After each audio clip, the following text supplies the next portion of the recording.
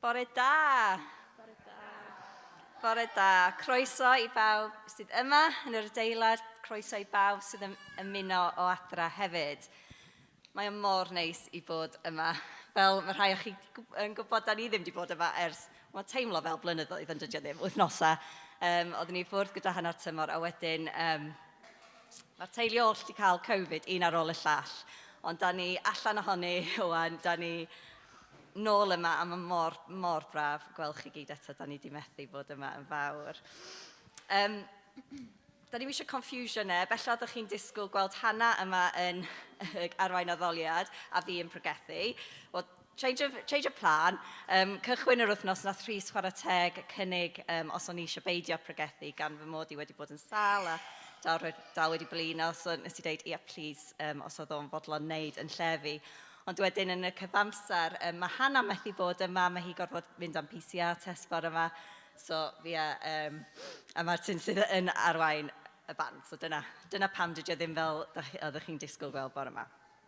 So, mae bore yma heddiw Sul cyntaf Advent. Woo! Dwi'n caru Advent, mae'n rhaid I fi dweud. A mae o'n cyfnod yn calendar Cristnogol sy'n cynnwys y 4 Sul cyn Dolig yn tydi. Mae dod o'r gair Adventus, gair o Lladin, sydd yn cyfieithiad o'r gair Groeg parousia, sy'n golygu dyfodiad, coming. A mae'r gair parousia yn cael ei defnyddio yn y Beibl I sôn am dyfodiad Crist i'r byd fel baban, mi fyddwn ni'n dathlu dros y Nadolig, ond hefyd wrth gwrs y dyfodiad sydd I dod. A yn Advent, yn hanes yr eglwys, mae'r ffocws ar y 2 peth yma. Ia, mae Advent yn amser lle da ni yn paratoi tuag at y Nadolig, yn dathlu Crist yn dod i'r byd, Emmanuel, Duw gyda ni, yma ar bywyd nath o byw, ar marwolaeth a atgyfodiad.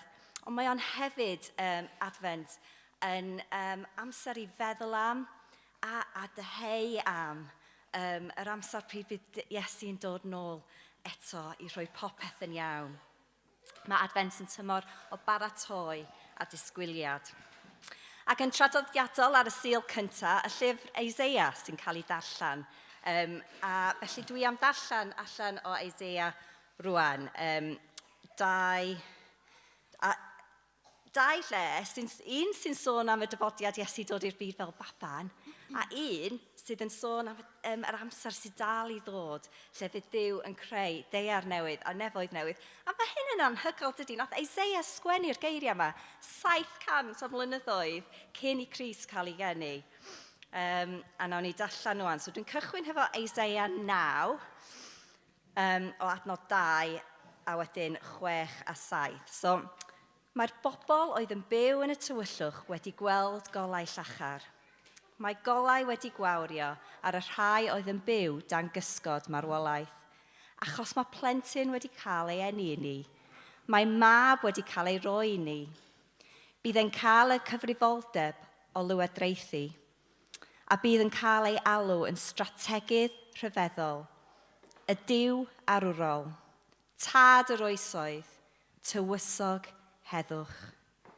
Bydd ei lywodraeth ddim yn stopio tyfu. A bydd yn dod â llwyddiant di-ben draw I orsedd Dafydd a'i deyrnas.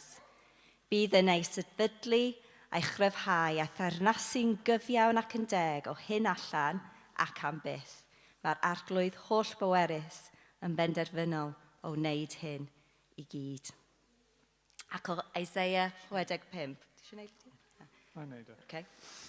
So, Eseia 65, achos dwi'n mynd I creu nefoedd newydd a deiar newydd, bydd pethau gorffennol wedi ei anghofio. Fydden nhw ddim yn croesi'r meddwl.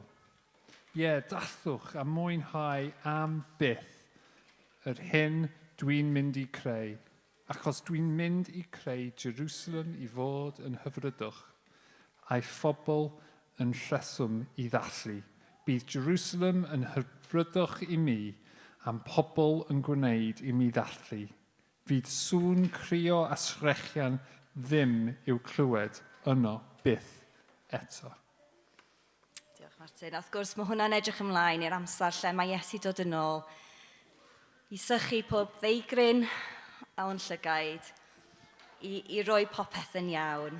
A felly bore yma wrth i ni dod i'r amser yma o ddaliad, gai annog chi i hoelio'ch sylw ar Iesu, yr un sydd wedi dod i byw yn plith ni, Emmanuel, yr un sy'n teyrnasu rwan, a'r un fydd yn dod yn ôl.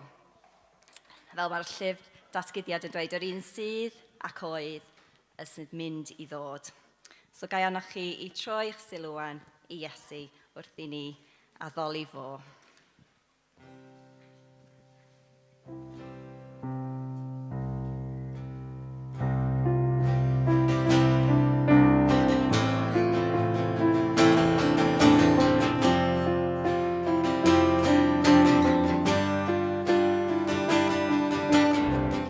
Iesu ei hun yw gobaith hir, ei waith sydd yn fangori. Does dim i'w roi gan ddynol yr enw Iesu nawr rwy'n byw. Iesu Christ ein hangor ni a meirw caethyr trwy gariad Christ trwy ystod efyrio yw'r drosodd.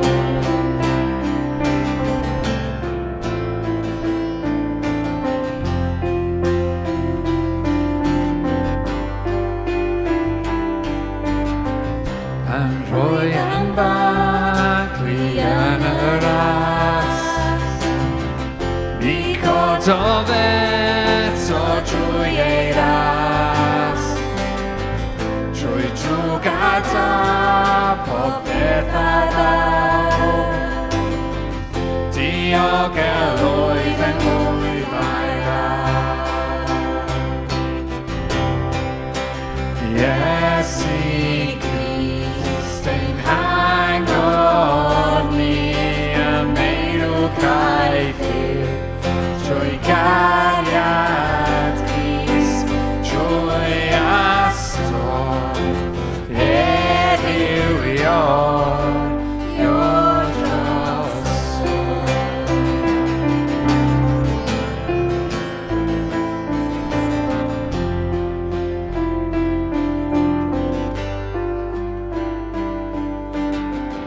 Am ddaw yn ôl ac ymlaen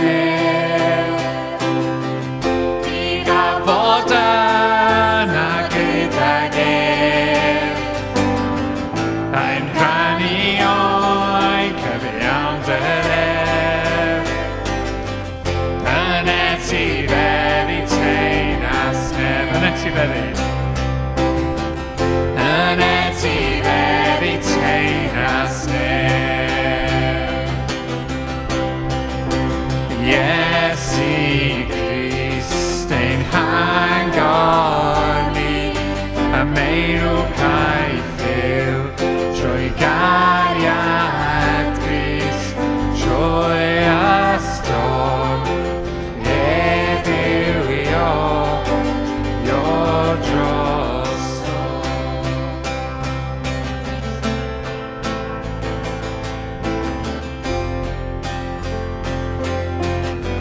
Pan ddaw yn ôl, pan ddaw yn ôl ac ymlaen mi fod o yna gydag yn rhannu o'i cyfiawnder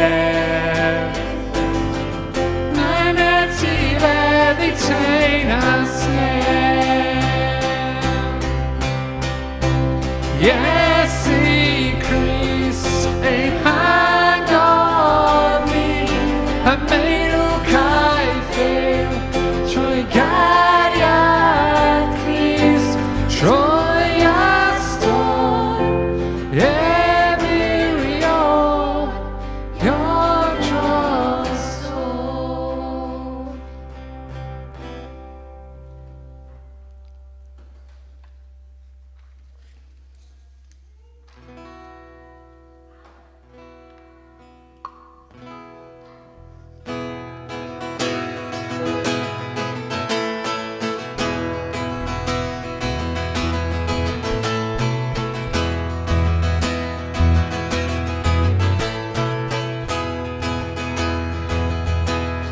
Chwiliais trwy fi, does dim yn bodloni, canmolaeth dwi'n just o'r rhaid fi, mae cobl mor wan yn y cyffwrdd ais liw. Iachau fy nghoeddynion, roedd gobaith a chan, mae calon a dan, drwy'r gariad i'w. O, does dim byd sy'n well nag o'i ti, does dim byd sy'n well nag o'i ti, ac oedd dim byd sy'n well nag o'i ti.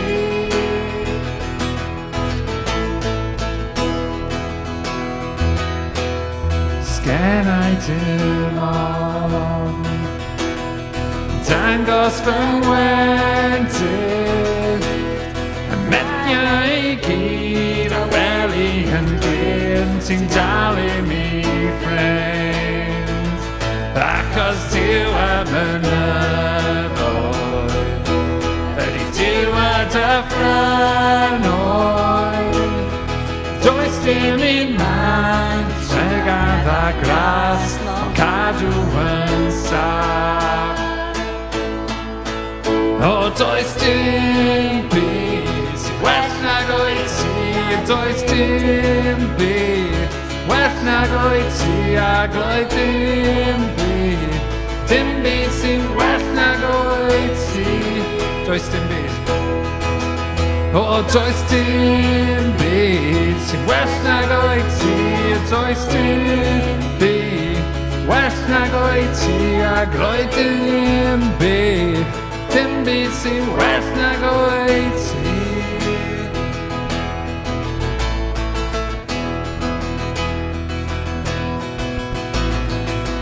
Ti'n sioi'n galar yn dawnsio, ti'n troi mewn yn llesu diw, ti'n sioi gwylydd yn obaith, dim ond ti sy'n gallu gwneud. Ti'n sioi beddau yn erfi, ti'n sioi esgyn yn fyddin, ti'n sioi moraidd yn pryddin, dim ond ti sy'n gallu gwneud. O, does dim byd well nag o'i ti, a does dim byd well nag o'i ti, ac oedd dim byd sy'n well nag o'i ti. Does dim byd. O, does dim byd well nag o'i ti, a does dim byd well nag o'i ti, ac oedd dim byd sy'n well nag o'i ti.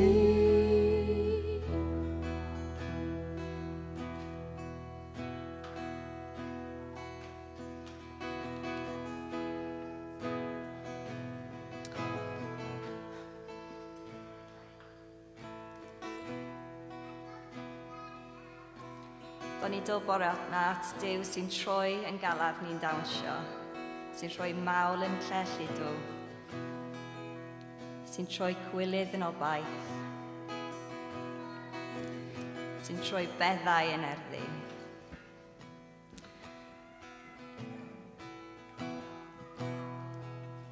Jyst annog chi wan I dod ar sefyllfeydd sydd ar eich calon chi o flaen y Duw yma sy'n trawsnewid pethau. Y pethau mawr a'r pethau bach, dwi'n annog i chi wan I dod â nhw I Iesu.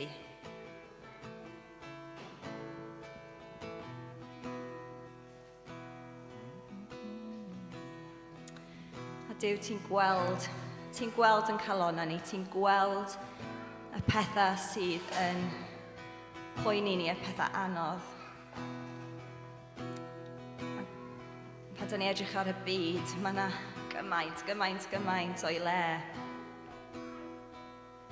Da ni'n meddwl am sefyllfa gwledydd mewn sy'n dioddef rhyfel a tlodi ofnadwy, a da ni'n meddwl am ffoaduriaid a pobl sy'n trio ffindio lle saff i fyw. Da ni'n dod ar sefyllfa Covid ma sy'n just yn teimlo reit relentless i ti Dduw efo'r straen newydd ma o'n. Da ni'n dod ar pethau mawr ma i ti. A da ni'n dod ar pethau yn bywyd ni'n personol i ti hefyd, y sefyllfa i Dduw lle da ni angen i ti symud, a da ni'n gweddio Dduw bore yma. Neud i symud yn y sefyllfaoedd yma. Da ni'n gwybod mae Iesu ar yr orsedd. A da ni, Dduw, eisiau gweld ti'n symud. A dwi'n gweddio amdana ni ac am dy eglwys rownd y byd. Fydd ydy'n rhoi i ni'r nerth yn y dyddiau yma, y nerth i bod yn tystiolaeth i ti. A'i pwyntio pobl i ti trwy'r tywyllwch. I'r goleuni na dim ond chdi sy'n dod.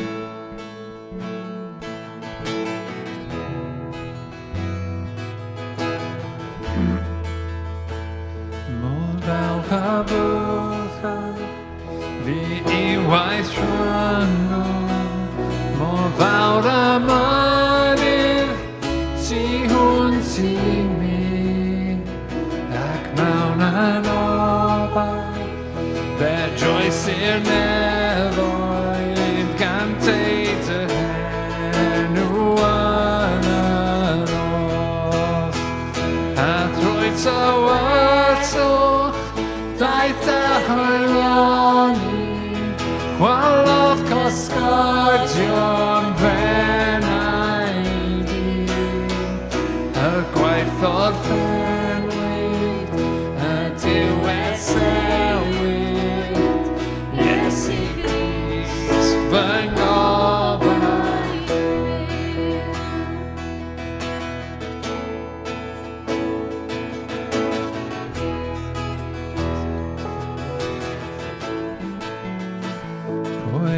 Dyma gael y fath trigahef yn galon dreiriau diddiwedd ras diwedd holl oesol daeth o'r gogoniant I gario mai angwylir i'w a groes there roedd wedi maddau Yw'r y brenhin o ddawol ddim Hyfryd waredw I mi dragwyddo Iesu Grist fy ngobaith dim Hallelujah Clod i'r un rhaid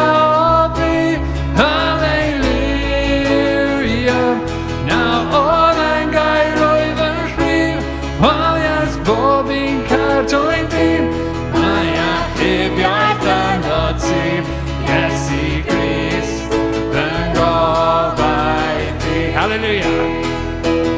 Hallelujah! Clodir I ryhal fi Hallelujah! Nawr o'n angair rwyf yn rhyw Chwaliais bob I cadw'n fi Mae achubiaeth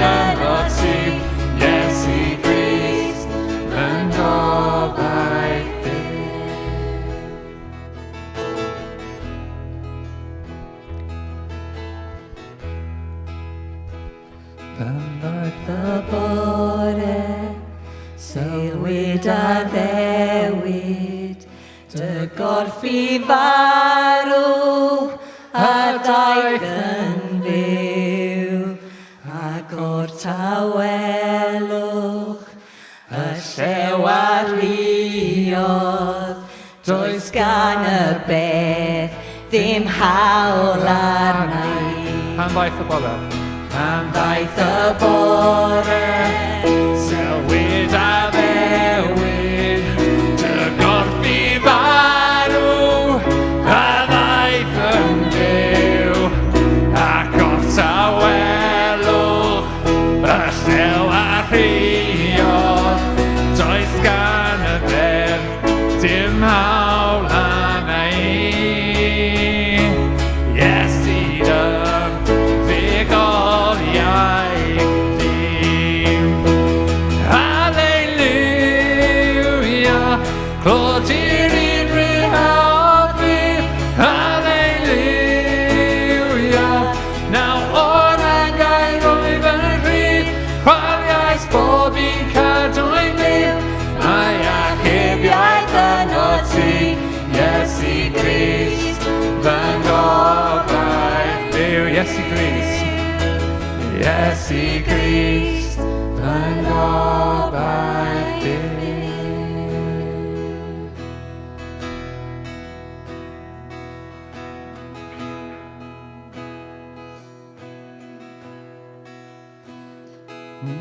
Does dim byd sy'n well nag oed ti, a does dim byd well nag oed ti, a does dim byd. dim byd sy'n well nag oed ti. O, dwi ta, jyst eisiau deud hynny eto. Does dim byd sy'n well nag oed ti. Dyna pam dyn ni gyd yma bore yma. Jyst i dallu hyn, i atgoffa ein gilydd am hyn. Just helpu ni tiw, beth bynnag dyn ni'n neud, i cofio hyn. Does dim byd sy'n well nag oed ti. Amen.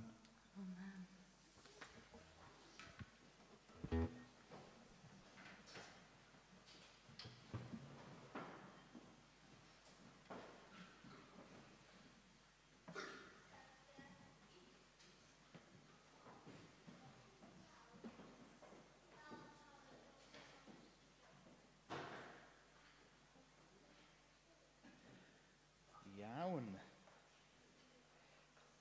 Diolch yn fawr iawn i'r band bore yma.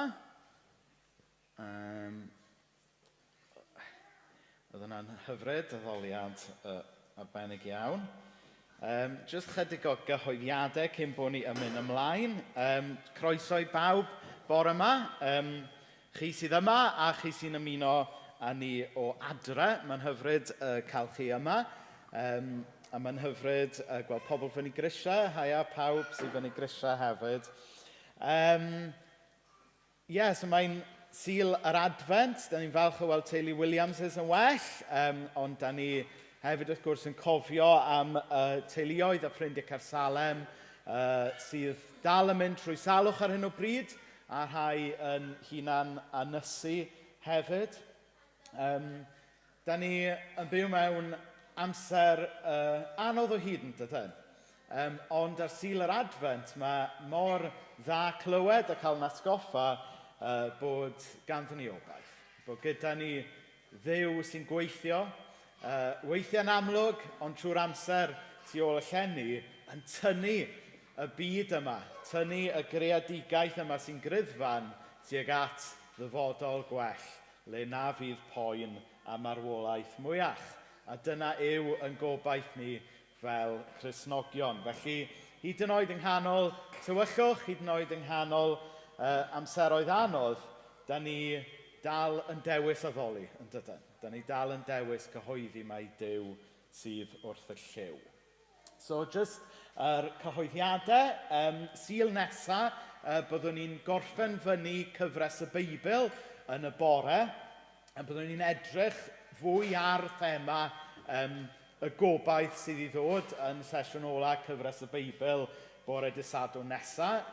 Felly bydd yna ffilmiau newydd yn rhan o hwnna, a wedyn dwi'n cael y fraint o roi neges sy'n tynnu y gyfres yna i ben. Wedyn, pnawn Dydd Sul nesaf, yn sydyn iawn, quick changeover o'r bore, bydd Nadolig yn dechrau. Felly, mae gyda ni ddigwyddiad wedi anelu yn bennaf i deuluoedd a phlant, ond eto mae croeso i unrhyw un ddod. So mae hwnna am 2 o'r gloch pnawn Dydd Sul nesaf. Mi fydd e'n ddigwyddiad le fydd yna grefftau, mi fydd yna stori a chan hefyd, jyst yn gwahodd pobl mewn i ddirgelwch a llawenydd y Nadolig ar ddechrau tymor yr Advent fel hyn. Oherwydd bod yn ddigwyddiad le fydd yna rhywfaint o interaction, da ni yn gofyn i bobl gofrestru ymlaen llaw, fel bod ni yn gallu gwneud yn siŵr bod dim gormod yma fel petai, a bod ni'n gallu cynnal y digwyddiad mor ddiogel a phosib. Felly, os ydych chi heb wneud yn barod, yna ewch draw i'r wefan i gofrestru pnawn yma. Tro diwethaf i fi edrych, dwi'n meddwl oedden ni rhyw 2/3 o'r ffordd i fod yn llawn, felly mae yna le i llondwrn o deuluoedd arall ddod. Os ydych chi eisiau dod, ond heb gofrestru eto. Wedyn, yr ail gyhoeddiad yn un chydig bach fwy diflas, ond yn un sydd yn rhaid gwneud. Falle bod chi wedi sylwi ar y scaffolding sydd wedi bod tu allan y capel ers chydig wythnosau erbyn hyn. Nawr, mae ochr yma yn adeilad ni wedi bod yn delio nid jyst gyda'r storm da ni wedi cael penwythnos yma, ond mae wedi delio efo pob storm ers y 1970s o beth dwi'n deall. Ac yn anffodus, mae e'n dechrau dangos i oed. Mae chi oedd yn rhan o Cersalem yn 1970s, chi dal yn edrych yn dda. Ond yn anffodus, dydy'r capel ddim yn arbennig yr ochr yma sydd yn derbyn y tywydd mawr. Ac erbyn hyn, mae rhai o'r ffenestri wedi cael eu chwythu allan gan y stormydd, a pan mae hwnna'n digwydd, mae yna wydr yn syrthio ac yn syrthio mewn i erddi cymdogion i ni, sydd wrth gwrs yn beryglus iawn, a ddim yn dystiolaeth dda chwaith, bod ni ddim yn dangos parch at yn cymdogion sydd ddim jyst yma'r fore Dydd Sul, ond sy'n goffo byw gyda'r shed yma drwy'r wythnos yn wahanol i rhai ohono ni. A wedyn mae'r ffenestri eraill ochr yma, y rhai sydd dal mewn lle, maen nhw wedi pydru yr holl ffordd trwyddo erbyn hyn, a da ni dim ond un storm arall i ffwrdd o golli nhw gyd. So, to cut a long story short, gan bod o'n adeilad wedi cofrestru, a gan eich bod chi wedi fotio i gadw'r adeilad cyn i fi ddechrau fel gweinidog yma, da ni'n committed i ofalu ar ôl yr adeilad yma. Mae'n bwysig bod ni yn cael yn meddwl yn straight ynghyn.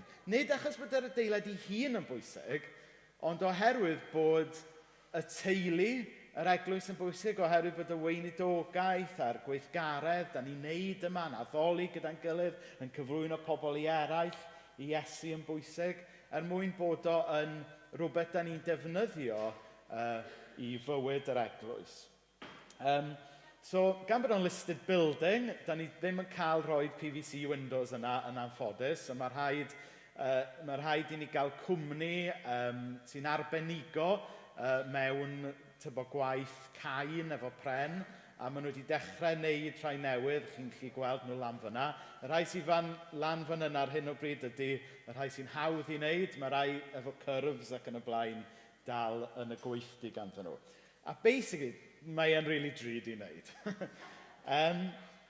Y newyddion da yw, oherwydd eich bod chi yn aelodau sydd yn rhoi yn dda ac yn rhoi yn hael, mae ganddon ni'r arian i wneud e. So, mae e'n digwydd, ond wrth gwrs, mwyn talu amdano fe, ar hyn o bryd, da ni'n goffo reidio yn cronfa gyffredinol ni, sydd yn fod yn bennaf mynd at dalu am y weinidogaeth, am cenhadaeth, cefnogi'r banc bwyd, cefnogi cynlluniau interniaeth ac yn y blaen y math yna o waith. So, bod gyda ni'r arian i wneud sa fo'n dda peidio goffo redio cronfa'r weinidogaeth i gyd i dalu amdano fe. Felly oherwydd hynny, da ni jyst yn gofyn yn garedig i chi ystyried roed rhodd arbennig tuag at y gwaith yma. Mwyn gwarchod yr arian da ni isio i fynd i gefnogi gwaith pwysicach yr eglwys. Felly, dros y misoedd nesaf, mi fydd yn adran ar yn gwefan ni, le allwch chi roi tuag at y gwaith yma os ydy Duw yn rhoi hynny ar eich calon chi.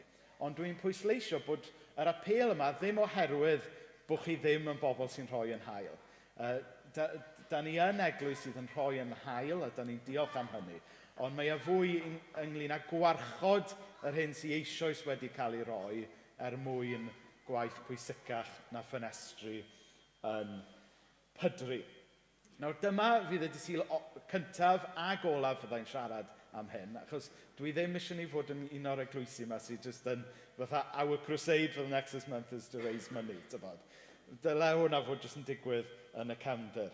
Da ni eisiau bod siarad mwy am Iesu dydan, na ffenestri wedi Pydru. Felly, dyna ni. Bydd y manylion i gyd ar y wefan. Byddwn ni falle'n rhoi plug iddo fe ar e-bost pob hyn a hyn. Ond dyma fydd y tro cyntaf a'r tro ola dwi'n mynd i siarad amdano fe ar Dydd Sul. So, na ni. Dwi ddim yn mynd i ddweud amen, ond i ni'n deall yn gilydd. Iawn, so, cyn bod y plant yn mynd allan, gawn ni air o weddi, dwi'n meddwl, ie? So, gawn ni droi at Duw mewn gweddi. O Dduw Dad, da ni yn diolch i ti am y diwrnod newydd yma. Da ni'n diolch fod hwn yn ddydd i ti. Da ni wedi dod yma bore yma i weld yn gilydd, ond yn fwy o pwysig, da ni wedi dod yma bore yma i weld Iesu. Ddim gyda'n llyged ni, ond gyda yn calon a'n eneidiau ni. Felly o Dduw Dad, anfon yr ysbryd glân. I ddechrau i lenwi'r plant yma o Dduw Dad. Fel bod nhw'n gallu cael meddyliau, calonau agored i dy weld di a dy brofi di. O Dduw Dad, danfon ysbryd glân yma ata ni oedolion yn y stafell yma, wrth bod ni yn edrych arno ti a bod ni eisiau cael profiad newydd ohono ti a dy gariad a dy fengil di bore yma. O Dduw Dad, yn hymor yr advent, rho'r wefr yna i ni wrth i ni ddisgwyl, nid jyst am y baban sy'n dod, ond am y brenin sydd yn dod. Amen. Amen. Gret. So mae'r plant nawr yn mynd lawr grisiau.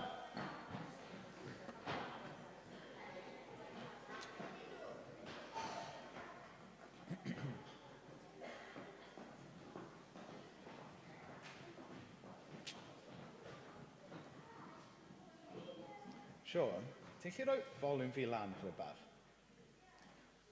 Dwi ddim yn weinidog sy'n gweiddi, a dwi'n licio gweiddi. Felly mae hwnna bach gormod, lawr bach. Sorry. Dwi fel Mike Stevens nawr.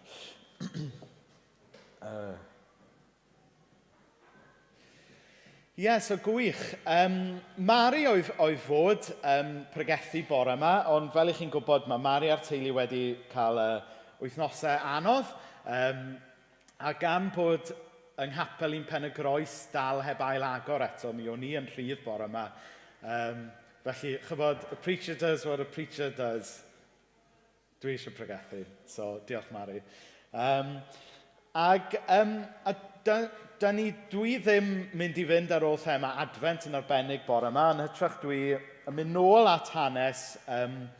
Nes i siarad rhywfaint amdano fe rhyw flwyddyn yn ôl, yng nghanol y lockdown, ond oedd e'n ddarnath ynalu, felly da ni'n mynd i edrych arno fe unwaith eto bore yma. A hwnna yw hanes Iesu yn cyfarfod Bartimeus a cyfarfod Zaccheus. Ond mae'r hanes yma yn dod ato ni ar ddiwedd Luc 18 a dechrau Luc 19. Nawr, cyn bod ni yn cael y darlleniad, dwi jyst eisiau esbonio un peth. Mae'r penodau sydd yn y Beibl, ac hefyd yr adnodau, yn rhywbeth sydd wedi cael ei adio gan bobl nes ymlaen yn hanes yr eglwys, mwyn wneud yn haws i ni ffeindio yn ffordd o gwmpas y Beibl. Ond canlyniad hwnna yw bod yr chapter breaks yn torri lan weithiau 2 stori oedd yr awduron gwreiddiol wedi bod eisiau cael ei darllen gyda'i gilydd. Ac yn ôl pobl sy'n gwybod y Beibl lot gwell na fi, mae hynna'n wir am hanes Bartimeus a Zaccheus. Oherwydd yr chapter break mae'r Beibl yn rhoi i ni, mae pobl yn tueddu edrych ar y 2 stori ar wahân. Ond mae'n debyg fod yr Efengylau wreiddiol wedi bod eisiau pobl i edrych ar y 2 stori yma, y 2 encounter yma efo Iesu gyda'i gilydd. Oherwydd bod yna wers da yn hanes Iesu'n cyfarfod Bartimeus a gwers da yn hanes Iesu'n cyfarfod Zaccheus, mae yna wers fwy yn y ffaith mae yr un Iesu sy'n cyfarfod y 2 berson gwahanol yma. So cadwch hwnna mewn cof wrth bod ni yn edrych ar y 2 hanes yma. Felly mae'r darlleniad bore yma ar ffilm. Felly, diolch Sean. Pan oedd Iesu'n agosau at Jericho, dyma ddyn dall oedd yn cerdota ar ochr y ffordd, yn clywed sŵn tyrfa o bobl yn pasio heibio. A dyma fe'n gofyn, be sy'n digwydd? Iesu o Nazareth sy'n pasio heibio, meddai rhywun wrtho. Felly dyma'r dyn dall yn gweiddi'n uchel, Iesu, fab Dafydd, helpa fi. Cai dy geg, meddai'r bobl oedd ar flaen y dyrfa. Ond yn lle hynny, dechreuodd weiddi'n uwch fyth, Iesu, fab Dafydd, helpa fi. Dyma Iesu'n stopio, ac yn dweud wrthyn nhw am ddod â'r dyn ato. Pan ddaeth ato, gofynodd i'r dyn, beth gai i'w wneud i ti? Arglwydd meddai, dwi eisiau gallu gweld. Yna, dywedodd Iesu wrtho, iawn, cei di weld, am i ti gredu, rwyt wedi dy iachau. Yn sydyn, roedd y dyn yn gweld, a dilynodd Iesu gan foli Duw, ac roedd pawb a welodd be ddigwyddodd yn moli Duw hefyd. Aeth Iesu yn ei flaen i mewn i Jericho, ac roedd yn mynd drwy'r dref. Roedd dyn o'r enw Zaccheus yn byw yno. Iddew oedd yn arolygwr yn adran casglu trethu Rhufain. Roedd yn ddyn hynod gyfoethog. Roedd arno eisiau gweld Iesu, ond roedd yn ddyn byr, ac yn methu ei weld am fod gormod o dyrfa o'i gwmpas. Rhedodd ymlaen a dringo coeden sycamorwydden oedd i lawr y ffordd lle roedd Iesu'n mynd, mwyn gallu gweld. Pan ddaeth Iesu at y goeden, edrychodd i fyny a dweud wrtho, Zaccheus, tyr di lawr, mae'n rhaid i mi ddod i dy di heddiw. Dringodd Zaccheus i lawr ar unwaith a rhoi croeso brwd i Iesu i'w di. Doedd y bobl welodd hyn ddim yn hapus o gwbl. Roedden nhw'n cwyno am mwmblan. Mae wedi mynd i aros i di pechadur, dyn ofnadwy. Ond dyma Zaccheus yn dweud wrth Iesu, arglwydd, dwi'n mynd i roi hanner popeth i geni i'r rhai sy'n dlawd, ac os ydw i wedi twyllo pobl a chymryd mwy o drethu nag y dylwn ni, tala i 4 gwaith cymaint â hynny yn ôl iddyn nhw. Meddai Iesu, mae'r bobl sy'n byw yma wedi gweld beth ydy achubiaeth heddiw. Mae'r dyn yma wedi dangos ei fod yn fab i Abram. Dwi, mab y dyn, wedi dod i chwilio am y rhai sydd ar goll i'w hachub nhw.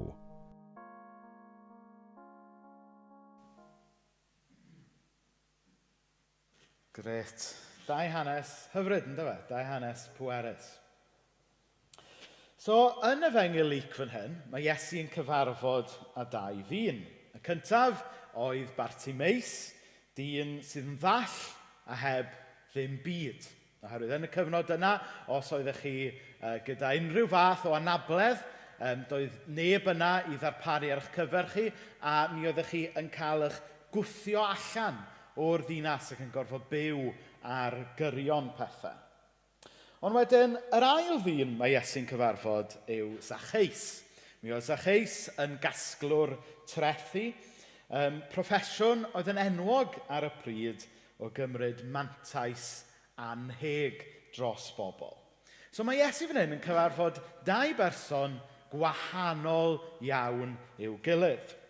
Mi oedd Bartimeus yn ddyn gorthrymedig, yn dyn oppressed, lle oedd Zaccheus yn ormeswr, yn oppressor, yn ddyn oedd yn gormesu pobl.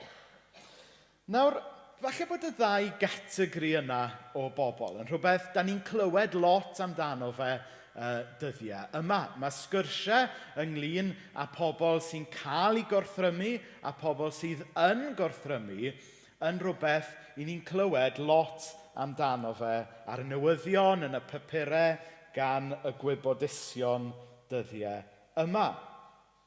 Wrth i gymdeithas dod yn fwy cyfarwydd efo problemau mewn cymdeithas, problemau strwythurol, lle mae pobl falle'n mynd yn gaeth i bethau, mynd yn gaeth mewn tlodi.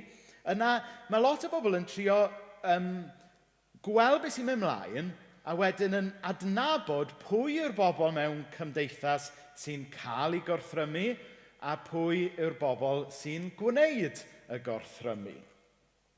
Nawr, ar un olwg, does dim byd yn bod efo hyn. Hynny yw, mae e'n beth da yn dydy, yn bod ni yn edrych ar strwythurau mewn cymdeithas ac adnabod anghyfiawnder a trio gweld beth sy'n mynd yn anghywir mwyn i ni weithio tuag at gymdeithas sydd yn fwy teg.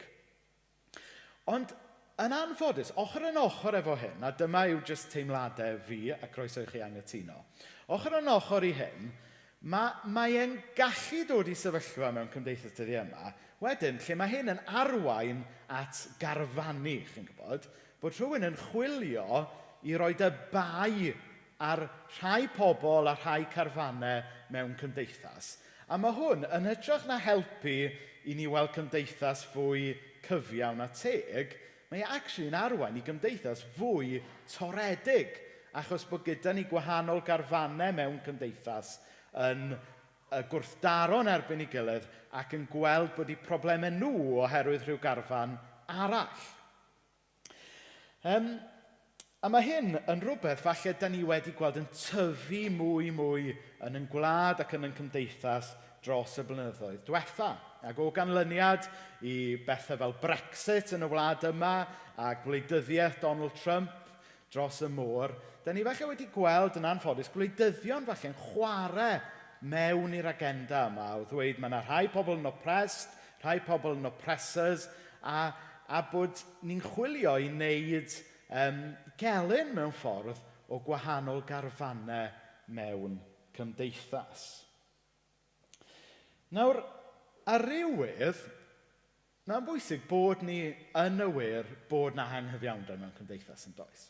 A mae'n bwysig yn bod ni yn ymwybodol hefyd bod rhaid i rai pobl, rhai carfannau cymryd mwy o gyfrifoldeb na'i gilydd mwyn gwneud yn iawn am anghyfiawnder y gorffennol. Ond un peth dwi wedi dod i weld dros y misoedd diwetha yw, dyw e ddim mor ddu a gwyn o ddweud mae rhai pobl yn ddioddefwyr a mae rhai pobl yn cael eu gormesu. Ond yn hytrach, da ni gyd yn rhyw intersect o'r ddau mewn gwirionedd. Os gael jyst siarad am ymhrofiad i fy hun gyntaf. Yn cyd-destun bod fi yn siarad Cymraeg, dwi yn lleiafrif.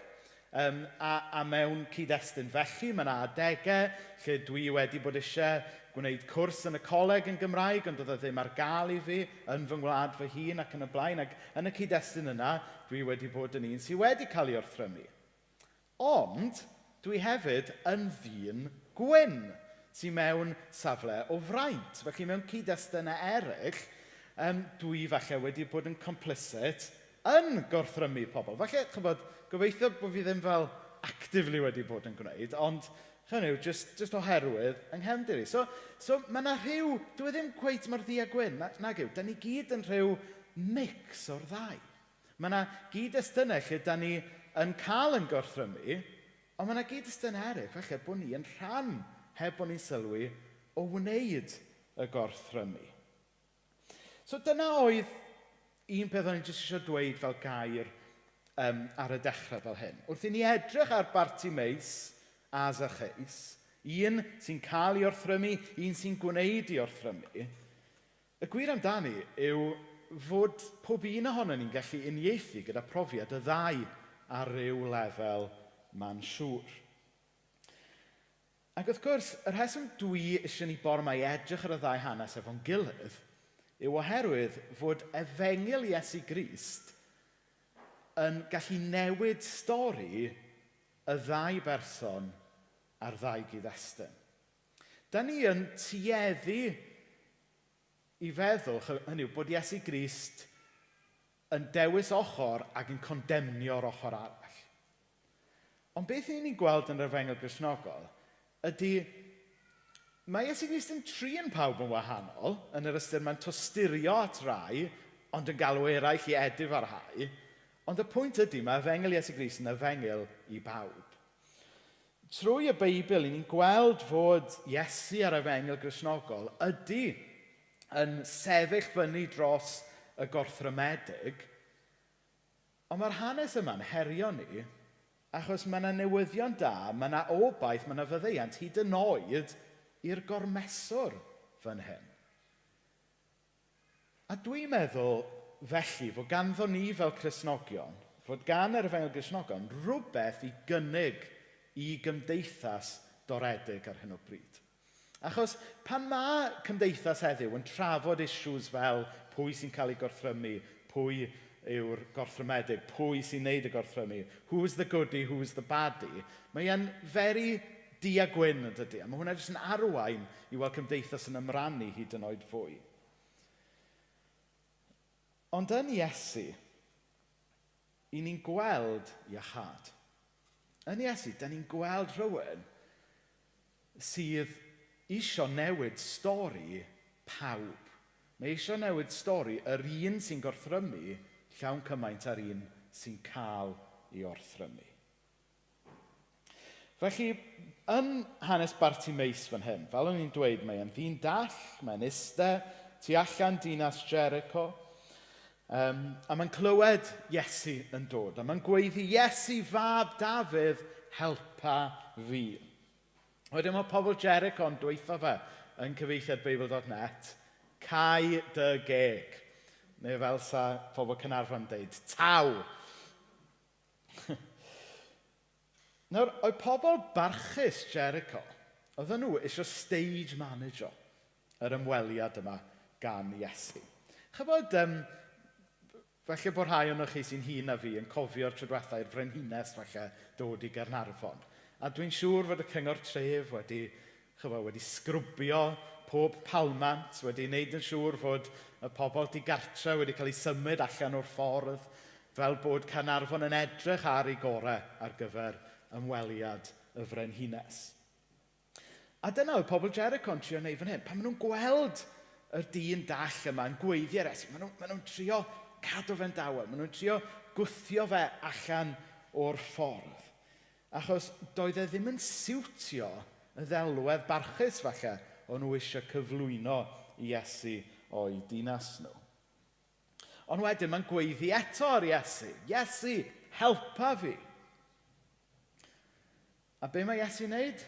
Mae e'n dewis clywed cri y gorthrymedig. Dyw e ddim jyst yn dilyn entourage y bobl gyfforddus, y bobl gyfoethog, y bobl fawr mewn i'r ddinas. Mae e'n dewis gwrando'r cri y gorthrymedig. Mae e'n mynd allan o'i ffordd i glywed cri y gorthrymedig. Os di Iesu neu hynna, dyle fe fod yn rhan o alwad yr eglwys hefyd yn dyle ffrindiau. Mae'n gofyn i Bartimeus, be gallai i wneud i ti? A mae'n dweud wrth Iesu, dwi eisiau gallu gweld. A mae Iesu'n dweud wrtho fe, iawn, cei di weld. am i ti gredu rwyt wedi dy iachau. A chybod beth yw'r gair groeg sydd fan hyn am iachau yn y cyd-destun yma? Sozo. Ystyr sozo yw to save. Ie, iachau, ond mwy na jyst iachau ydych chi'n cael o paracetamol.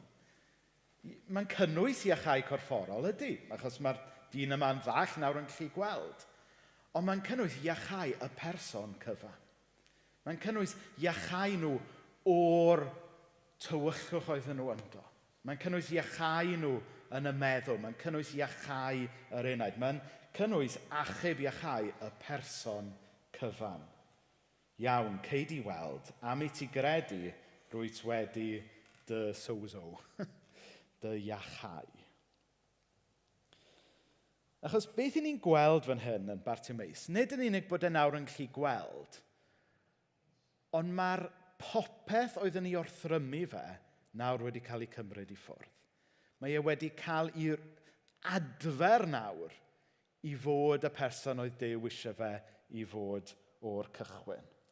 Mae e wedi cael ei ryddhau o bob cadwyn oedd yn ei cadw fe lawr.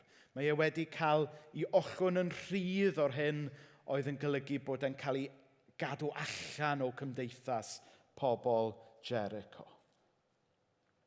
Wrth i Iesu drigarhau wrtho fe, mae e'n cael ei urddas a'i fywyd yn ôl. Yn Bartimeus, da ni yn gweld un o arwyddion cyntaf y deyrnas yn torri trwyddo. Yn Bartimeus, da ni'n cael blaenffrwydd, teistr o beth sydd i ddod yn llawn rhyw ddydd trwy y greadigaeth. Wedyn, dros y dudalen wedyn, i ni'n cyfarfod Zaccheus. Zaccheus, yn wahanol i Bartimeus, yn ddyn eitha pwerus.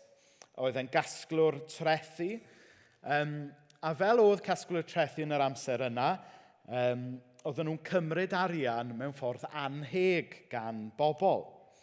Ac bod Zaccheus yn iddew, mi oedd e in cahoots gyda'r Rhufeiniaid yn cymryd mantais dros i bobl ei hun.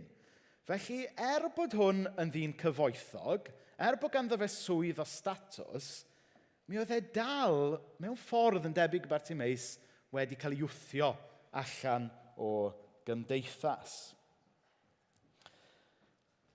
Oedd Zaccheus yn orthrymwr, ond eto, yn ei ffordd ei hun, oedd hefyd dal yn doredig yn doedd.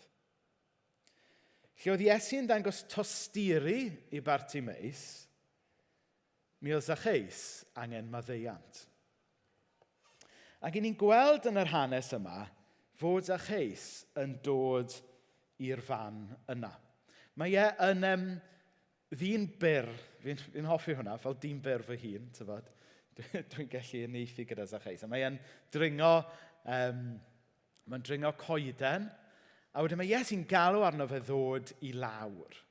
Nawr, mae yna rai pobl yn meddwl bod yna rhyw fath o double meaning i hwnna, bod llythrenol iddo fe ddod i lawr o'r goeden, ond hefyd bod yna rhyw sens, wyt ti, Zaccheus, yn hapus i ddod i lawr o'r lle yma o bwer sy'n gen ti. Wyt ti'n hapus i roi dy bwer i lawr er mwyn dod yn wan ata i. A tyfo, mae hwnna yn sialens i fi. Dwi'n berson sy'n stryglo efo balchder, efo praid weithiau. A dwi'n aml yn meddwl fod twf ysbrydol yn fy mywyd i yn llawer rhy araf weithiau, oherwydd bod fi ddim yn fodlon dod i lawr. Bod fi ddim yn hapus i roi fy malchder i lawr. Dyna yw profiad fi, falle bod yn brofiad i rywun arall yma. Dyna ni'n hapus i ddod i lawr i gyfarfod Iesu. Ond mae'r hanes yn mynd ymlaen a ni'n gweld bod Zaccheus yn hapus i ddod i lawr. Mae e'n gweld bod yr cyfoeth falle yma oedd e wedi cael wrth wrthrymu pobl eraill, bod e ddim yn torri syched go iawn. Bod e ddim yn rhoi bywyd iddo fe go iawn, a bod e dal yn gadael I fywyd yn wag iawn. A wedyn mae e yn edifarhau. Mae fe'n repentant. Nawr, ystyr llythrenol edifarhau ydy troi rownd. So basically, a ni'n gweld e'n hollol ddu a gwyn yn illustrated mewn ffordd glir iawn yn hanes a cheis. So, ar ddechrau'r stori, mae e yn camdrin pobl, mae e'n cymryd arian yn anheg, mae'n bildio I gyfoeth ffordd na, ond erbyn diwedd y stori, ni'n gweld bod e'n rhoi I gyfoeth I ffwrdd. So, da ni visually yn gallu gweld bod yna droi wedi digwydd. Arian oedd I functioning godau ar ddechrau yr hanes, ond erbyn y diwedd mae e'n fodlon rhoi hwnna I lawr mwyn gadael I Iesu ddod yn dduw yn ei fywydau. Da ni'n gweld arwydd o chanol o newid dwfn sydd wedi digwydd yn ei galon e. A dwi'n meddwl fod yna sialens mawr iawn fan yna. Achos, da ni yn yn traddodiad Cristnogol ni yn pwysleisio yn gywir iawn mae ffydd sy'n gwneud rhywun yn iawn efo Duw. Hynny yw, da ni methu prynu yn ffordd i'r nefoedd. Da ni ddim, does na ddim roth o checklist, ydych chi wedi rhoi digon o arian i'r cronfa ffenestri, gewch chi ddod i'r nefoedd. Hynny yw, trwy ffydd, trwy gredu yn be mae Iesu wedi gwneud drosto ni, da ni yn dod yn iawn efo Duw. Ond problem hynny wedyn, a mae hynna'n iawn, ond problem hynny wedyn yw fod yna duedd anffodus ymhlith Cristnogion yn dda I, mae'n wir amdano fi, yw bod ni wedyn falle yn anhofio bod Duw dal yn gofyn I ni newid yn ffyrdd. Mae Duw yn galw ni I fyw mewn ffordd gwahanol. Jyst achos bod ni wedi derbyn maddeuant, dyw hwnna ddim wedyn yn golygu bod ni'n rhydd I gario ymlaen I fyw bywyd fel da ni isio. Fel wedodd rhywun unwaith, mae Duw yn caru ni, jyst fel yda ni, ond mae'n caru ni gormod I adael ni fel yda ni. A da ni'n gweld hwnna yn hanes a cheis yn dydyn.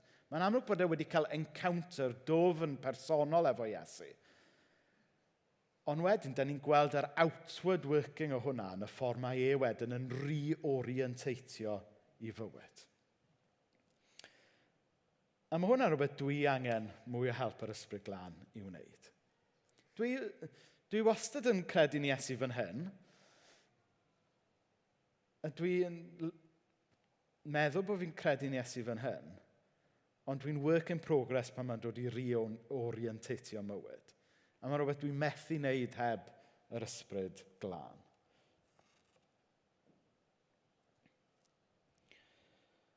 So yn fan hyn, mae gyda ni dau ddyn yn cael encounter efo Iesu. Dau ddyn gwahanol iawn, ond yr un Iesu sy'n newid stori y ddau ohonyn nhw. Nawr, dwi ddim yn gwybod bore yma os ydych chi'n uniaethu mwy efo Bartimeus neu efo Zaccheus. Y gwir amdani yw, falle fod yna lefydd yn bywyd ni le nid da ni'n gallu uniaethu efo'r ddau. Falle bore yma bod chi yn gallu uniaethu efo Bartimeus. Falle bod chi ddim wedi mynd trwy'r union rhywun brofiad a Bartimeus, ond falle bod chi wedi cael eich gorthrymu. Falle bod yna rhywun, rhyw sefyllfa, neu rhywbeth yn eich bywyd chi, yn eich gorffennol chi falle, le ydych chi wedi cael eich gwrthod. A falle bod chi dal yn cario y bryw yna bore yma. Wel, i'r person yna bore yma, dwi eisiau chi weld bod yr un Iesu yn clywed eich cri chi. Mae'r un Iesu yn gweld y bryw yna ydych chi wedi bod yn cario falle ers blynyddoedd, yn tosturio ac yn dymuno bod chi'n profi iachad o hynna. Falle bod yna bobl yn eich teulu falle, yn eich lle o waith, hyd yn oed yn yr eglwys wedi'ch torri chi allan. Wel, bore yma, dwi eisiau chi weld fod Iesu yn eich croesawu chi mewn. Lle mae pobl, falle, gan gynnwys Cristnogion weithiau, os da ni'n hollol onest, yn gallu torri pobl allan, mae Iesu'n cyfri pobl mewn. Ond falle bod rhywun yma falle yn gallu unieithu mwy efo Zaccheus. Gobeithio bod neb yma wedi bod yn gwneud tax fraud. Os ydych chi, neu gael gair gyda chi ar y diwedd. Ond falle bod na rhywun yma, tasyn ni'n onest, wedi bod ar rhan yn gorthrymu rhywun arall. Falle ddim mewn ffordd, chybod, dramatic falle. Falle bod e wedi just bod yn y ffordd da chi wedi siarad i rhywun rhywbryd. Falle bod yna rhyw benderfyniad da chi wedi wneud rhywbryd wedi torri rhywun allan. A falle bod chi'n gwybod hynny. A falle bod chi wedi bod yn cario yr euogrwydd yma gyda chi ers amser maith.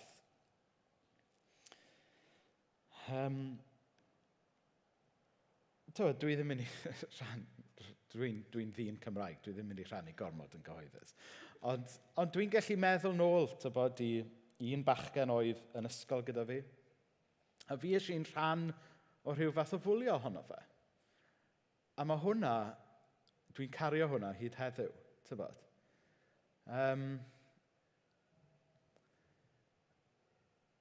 A falle bod na rhywbeth da chi'n cario.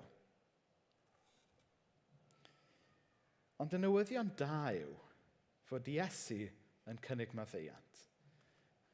Os ydyn ni yn gallu bod yn onest efo Iesu ynglyn â rhai pethau yn y gorffennol lle da ni wedi gwneud rhywbeth lle da ni wedi gorthrymu rhywun arall, yna mae yna le i bobl sy'n gorthrymu yn heyrnas Dduw os ydyn ni'n mynd trwy drws edifeirwch.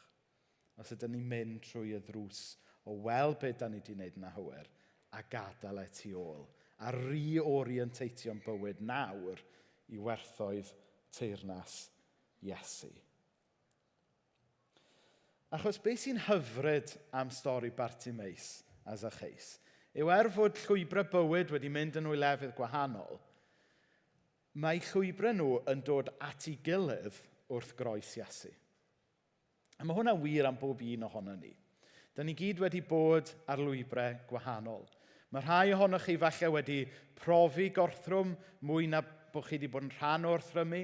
Mae rhai eraill ohono ni falle wedi cael bywyd o fraint a falle wedi bod ar rhan mewn gorthrymu heb bod ni wedi sylwi. Ond yn Iesu, mae'r llwybrau ma'n dod at ei gilydd wrth y groes. Ar y groes mae yna rai yn profi tosturi. Ar y groes mae yna faddeuant ar gael i bawb. Ar y groes mae Iesu'n cynnig bywyd newydd i Bartimeus a Zaccheus. Mae'n cynnig bywyd newydd i bob un ohono ni. Mae'r band mynd i ddod fyny nawr, a maen nhw'n mynd i chwarae rhywbeth yn dawel yn y cefndir. A gai jyst gofyn i bawb godi ar ei traed hefyd, a da ni jyst mynd i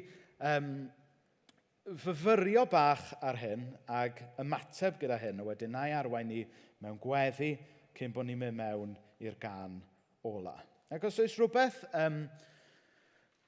os oes rhywun eisiau gweddi bersonol, os yw'r neges bore yma wedi cyffwrdd rhywun mewn unrhyw ffordd bod chi eisiau gweddi bersonol, na i hangian o gwmpas fan hyn ar y diwedd, a allwn ni cael bach o weddi drosto chi os da chi eisiau hynny. Felly gael wahodd pawb i godi ar ei traed.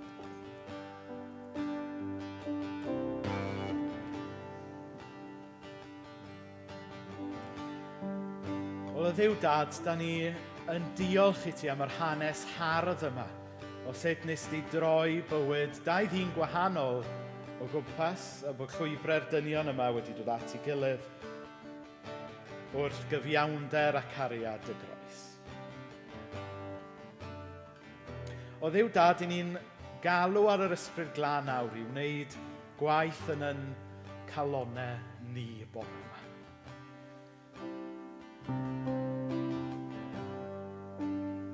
Dangos i ni o Dad y llefydd yna neu'r moments yna yn ein bywyd ni le da ni wedi bod fel Bartimeus falle. Bod ni wedi cael yn gwrthod falle o Dduw Dad. A bod y graith yna yn rhywbeth da ni wedi bod yn caru.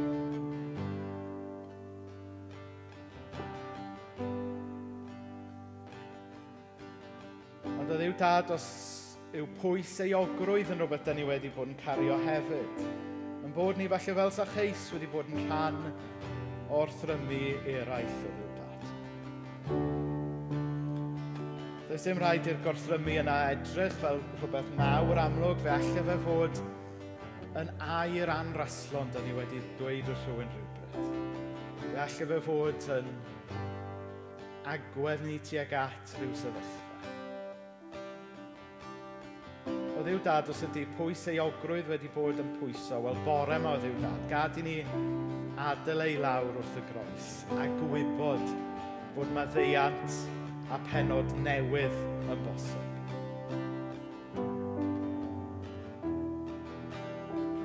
O Dduw Dad, i ni'n diolch fod yr un Iesu nath gyfarfod y ddau ddyn yma 2000 o flynyddoedd yn ôl yn ein cyfarfod ni yma bore yma. O Dduw Dad, helpa ni fel Zaccheus i ofyn i'r ysbryd glân ail ffocysu, reorientatio'n bywyd tuag at ffordd dy deyrnas di. Gad i ni alw anghyfiawnder yn beth yw e. Gad i ni fod yn rhan o alw y caeth yn rhydd. Ond o Dduw Dad, gad i ni fod hefyd yn bobl sy'n caru gelynion a dangos fod maddeuant yn bosib i'r gorthrymwr mwyaf. O Dduw Dad, i ni'n diolch fod efengil di y newyddion da i ni fel unigolion, ond hefyd i fyd sy'n sychedu am ddyfodol gwell. I ni'n diolch o Dduw Dad am ddaioni Duw i ni. Amen.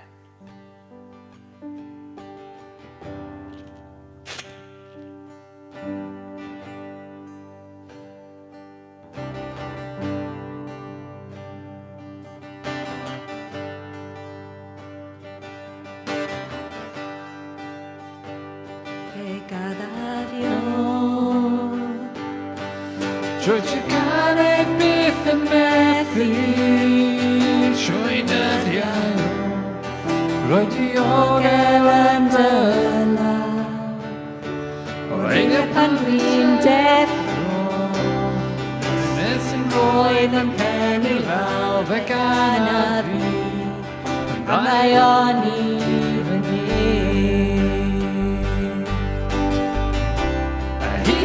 oes ti sydd yn ffyddlo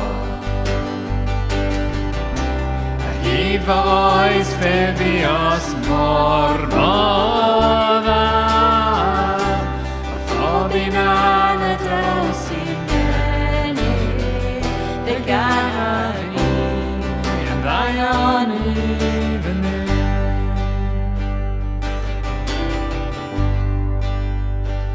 Caradais Roedd wedi arwain trwy y fflamau ar dywyll nos Roedd yn nesaf ata i Wedi nabod di fel tad Adnabod di fel Rwy'n wedi byw Yn ddaion i fy Hyd yr oes ti sydd yn ffyddlo A hyd fy oes fe fi os mor dda A phob un anadl sy'n gennyf Fe gan a fi yn ddaion i Mae ddaion i'n redeg naw, yn redeg yn redeg naw, yn redeg af ôl. Roes yma mywyd law, roedd yn ildio naw, rwy'n rhoi popeth I ti.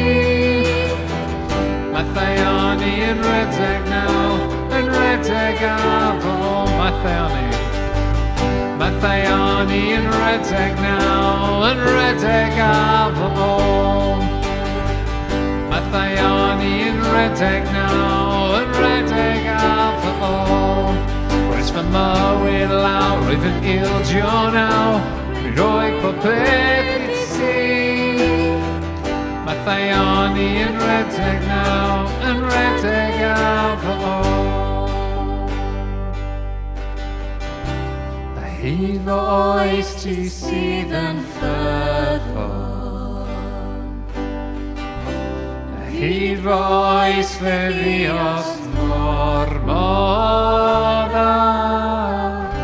A phob un anadol sydd gennyf e gan a fi, am ddaioni fy niw.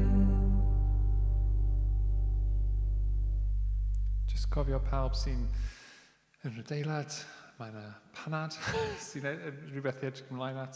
Sori os da chi'n adre rhaid wneud panad dy hun. A nawn ni just gorffen, dwi'n meddwl, oes yna gras? Ie, nawn ni gorffen efo gras efo'n gilydd. Gras ein harglwydd Iesu Grys, a chariad Duw, a chymdeithas yr ysbryd glân, a byddwn ni gyda ni oll o'r awr hyd byth.